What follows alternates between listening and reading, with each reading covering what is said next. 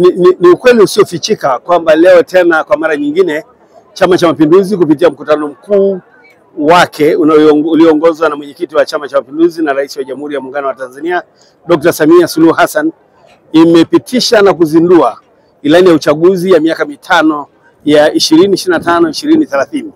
Nasema imeandika historia kwa sababu ilani ya mwaka huu ya miaka hii mitano iliyozinduliwa leo ni ilani iliyogusa maeneo mengi sana ya kawaida ambayo imekuwepo kwenye ilani zingine zote zilizopita, lakini leo imekwenda zaidi mbele kwa kushughulika kwa kina zaidi katika mambo yanayowagusa wananchi wa kawaida. Hakuna mashaka kwamba ilani hii imeweka nguvu zaidi katika kwanza kuendelea kukuza uchumi wa nchi yetu, uchumi ambao umeelezwa kwamba ni uchumi jumuishi, uchumi wa kisasa, lakini uchumi ambao utawezesha serikali kuweza kutimiza wajibu wake wa msingi wa kuleta ustawi kwa wananchi.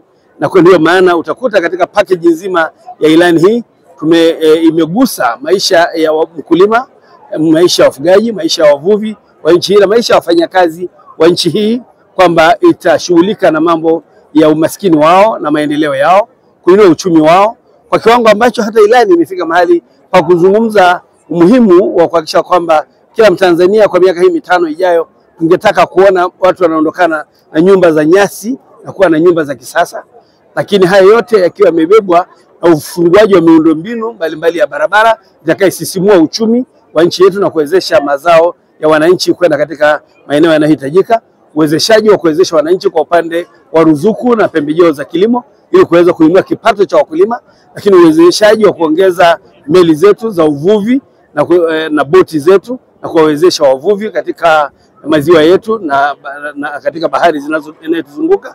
Haya ni maeneo ambayo yatawafurahisha sana wavuvi wa nchi hii, lakini kugusa pia wafugaji wa Jamhuri ya Muungano wa Tanzania, wafugaji wanaoishi katika nyanda kame, kwa maana ya kupima na kulinda maeneo yao ili yaweze kutumika na wafugaji, kuendelea pia kuboresha aina ya mifugo walionayo, kwa maana ya kwamba ilani imeweka bayana kwamba itahakikisha kwamba zinapatikana mbegu bora kupitia njia ya uhamilishaji, artificial insemination, lakini pata pia madume bora wa mbegu kutoka katika maeneo yanakopatikana. Idadi imebainishwa pale kwenye ilani. Kwa hiyo wafugaji wakae wakiwa na matumaini kwamba wanaofuga ng'ombe kwa ajili ya nyama na wanaofuga ng'ombe kwa ajili ya maziwa, basi mbegu bora zitapatikana. Tunajua kabisa kwamba wafugaji wana aina tatu za mifugo. Aina ya mifugo ambayo ni wanyama ambayo ni kama Boran au Brahman, lakini wana mifugo pia kwa ajili ya maziwa kama unavyoona Friesian, Jersey na Ayrshire, lakini wana mifugo inayoweza kuwa na nyama na maziwa kwa wakati mmoja kama ilivyo Sahiwal na Simmental. Kwa hiyo ni kwamba ni matumaini tena mapya kwa wafugaji, matumaini mapya kwa wakulima, matumaini mapya kwa wavuvi na wafanyakazi wa nchi hii. Lakini katika swala zima pia la demokrasia, ilani haikuwa nyuma, imeeleza umuhimu kwamba chama hiki ni chama cha demokrasia na kinaamini katika misingi ya demokrasia na umoja na usalama wa nchi yetu. Kwa hiyo Dr. Samia Suluhu Hassan kama mwanademokrasia ameeleza bayana, na kama mtavyokumbuka pia rai yangu tu katika kutekeleza demokrasia tunayozungumza, ni vizuri vyama vya siasa vikajua kwamba baba wa taifa aliwahi kuasa kwamba uhuru bila demokrasia ni udikteta, lakini demokrasia bila ya nidhamu ni fujo. Kwa hiyo hakuna namna ambavyo utakuwa na uhuru, haki, demokrasia isiyowekewa mipaka na isiyowekewa utaratibu. Kisha kujua hilo pamoja, tutaendelea kujenga umoja wa kitaifa chini ya ilani hii nzuri sana ya chama chetu itakayosimamiwa na kipenzi chetu Dr. Samia Suluhu Hassan.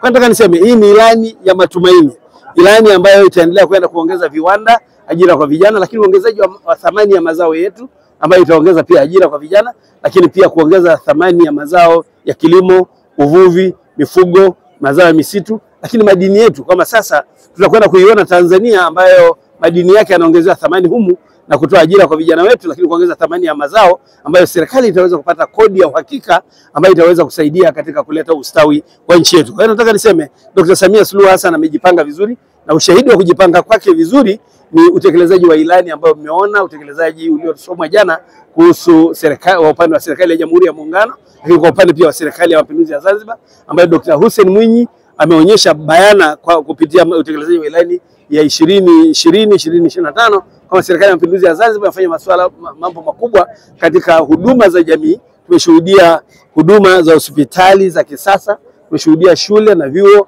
vya kisasa, tumeshuhudia miundombinu ya barabara zikionyeshwa kwa upande wa serikali ya mapinduzi ya Zanzibar, upande wa Unguja na Pemba.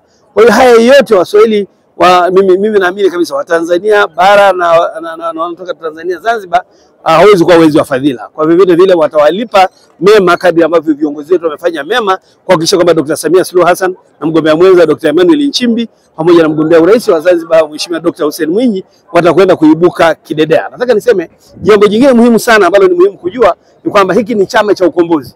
Chama ambacho kilikomboa nchi zetu mbili kwa upande wa Zanzibar, Afro Shirazi Party chini ya uongozi wa hayati Abeid Amani Karume, lakini pia Tanganyika chini ya uongozi wa hayati baba taifa Mwalimu Julius Kambarage Nyerere kupitia chama cha 5.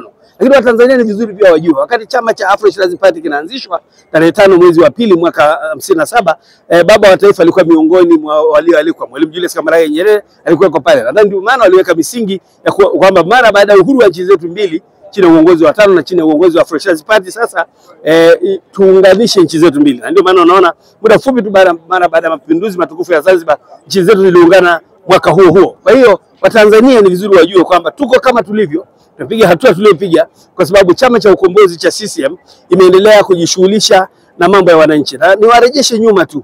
Mwongozo wa CCM wa mwaka 81 unasema uhalali wa kudumu wa Chama cha Mapinduzi CCM kuendelea kwa mtetezi wa kuaminika wa maslahi ya walio wengi wa nchi hii. Kwa hiyo watu wasishangae kwa nini chama hiki kinaendelea kushinda uchaguzi. Ni kwa sababu chenyewe kimeshabainisha kwamba ili tuendelee kuongoza ni lazima tuendelee kushughulika na umaskini wa watu wetu, tuendelee kulinda muungano wetu, muungano wa nchi mbili. Imani yangu pia ni kwamba hakuna anayeweza kuliongoza taifa hili kama sio muumini wa muungano. Kwa sababu nchi tunayoiongoza inaitwa Jamhuri ya Muungano wa Tanzania. Jamhuri ya Muungano wa Tanzania ni muungano wa nchi mbili huru, Jamhuri ya watu wa Zanzibar na Jamhuri ya Tanganyika.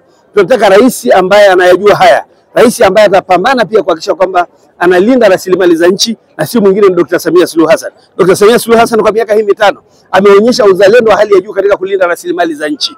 Nataka niwaambieni, hakuna maamuzi yote yaliyofanywa na serikali ya Dr. Samia Suluhu Hassan ambaye hayakutizama kesho iliyo bora ya Jamhuri ya Muungano wa Tanzania. Iwe ni kwenye bandari, ametazama kesho iliyo bora ya Tanzania. Iwe ni katika masuala ya misitu, ametazama kesho iliyo bora ya Tanzania. Ameangalia hata hatua ya hivi karibuni ya kufanya maamuzi ya kuhakikisha kwamba maeneo ya wafugaji ambayo yalikuwa yamependekezwa kwa ajili ya masuala ya uhifadhi, Dr. Samia Suluhu Hassan kupitia kwa waziri wa nchi ofisi ya waziri wa ofisi ya rais tawala za mikoa na serikali za mitaa Mheshimiwa Mohamed Omar Mchengerwa aliweka bayana kwa hapa assurance wafugaji wa kanda ya kaskazini kama maeneo yaliyotengwa na kwa gazeti kwa ajili ya mifugo yataendelea kuheshimiwa kwamba ni maeneo ya mifugo na haiwezi kubadilishwa matumizi. Haya ni matumaini ya serikali sikivu chini ya mama jasiri, madhubuti, mwenye huruma, lakini mwenye msimamo kwenye mambo ya msingi, na si mwingine ni Dr. Samia Suluhu Hassan. Kwa hiyo Watanzania wategemee mema, wategemee masuala mazuri, wategemee kesho iliyo bora zaidi kuliko leo.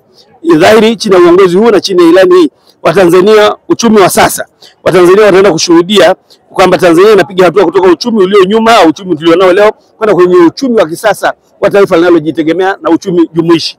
Mimi nasema namtakia kila laheri Dr. Samia Suluhu Hassan, nawatakia kila laheri wa Tanzania. Twendeni kwenye uchaguzi tukilinda umoja wetu, tukijua kwamba Tanzania ni yetu na hatuna mbadala, na kwamba twendeni tukiomba kura tukijua kuna kushinda na kuna kushindwa, na kwa yule ambaye kura zake zikutosha akubali matokeo ili tuendelee kuijenga mama Tanzania wakati tuko pamoja.